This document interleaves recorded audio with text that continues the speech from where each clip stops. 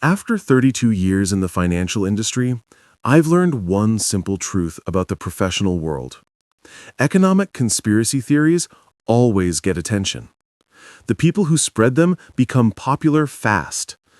A good conspiracy theory works because it mixes a few real facts with distorted definitions and wraps everything in a neat, dramatic narrative. And on social media, people will say, write, or film absolutely anything for a single click. Lately, there's been a new claim making the rounds.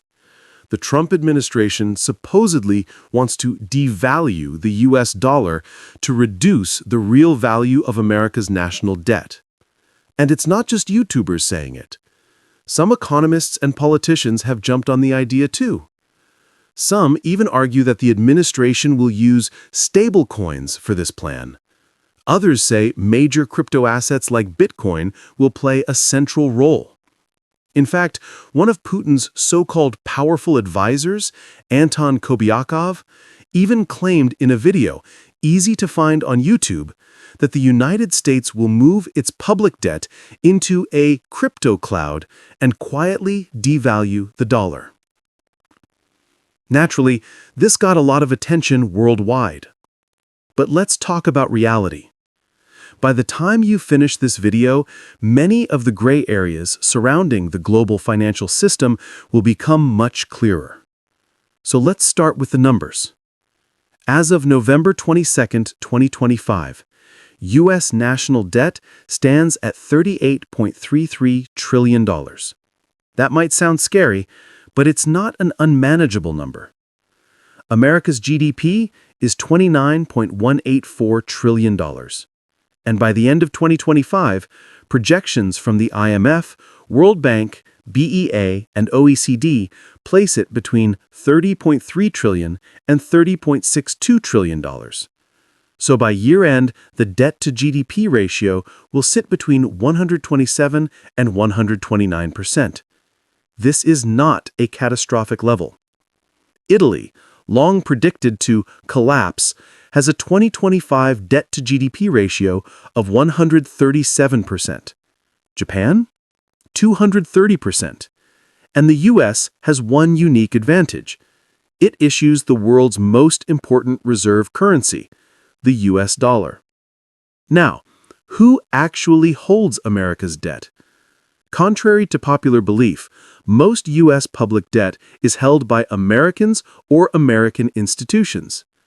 As of September 30, 2025, foreign governments and institutions hold $9.25 trillion, roughly 25% of the total. Around $4 trillion of that is held by foreign central banks, and $5 trillion by foreign individuals and institutions. Here's the first weak point of these conspiracy theories. If American citizens and institutions hold the majority of U.S. debt, why would the Trump administration deliberately erode its value? China holds only about $700 billion in U.S. treasuries. For years, we've heard, if China sells its treasuries, the American financial system collapses. But China has been selling treasuries for years, and nothing collapsed. Japan, the UK, and Canada simply bought what China sold. Now, look at Japan. According to Instagram, YouTube, and TikTok economists, Japan is supposedly bankrupt. But 88% of Japan's public debt is held by Japanese citizens and institutions, and almost all of it is denominated in yen. The Bank of Japan alone holds 46% of Japan's public debt. Yes, long-term yields have recently risen, especially on 20-year bonds and beyond. But that's more about geopolitics, China-Japan tension, than systemic problems. If the BOJ announces a long-term bond buying program tomorrow, the issue will fade away. Now, let's address the second weak point of these conspiracy theories.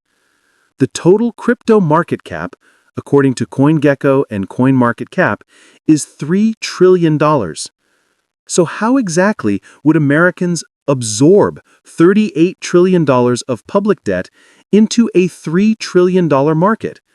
especially when 38% of that market is Bitcoin, 17% is Ethereum, and stablecoins make up only about 5%.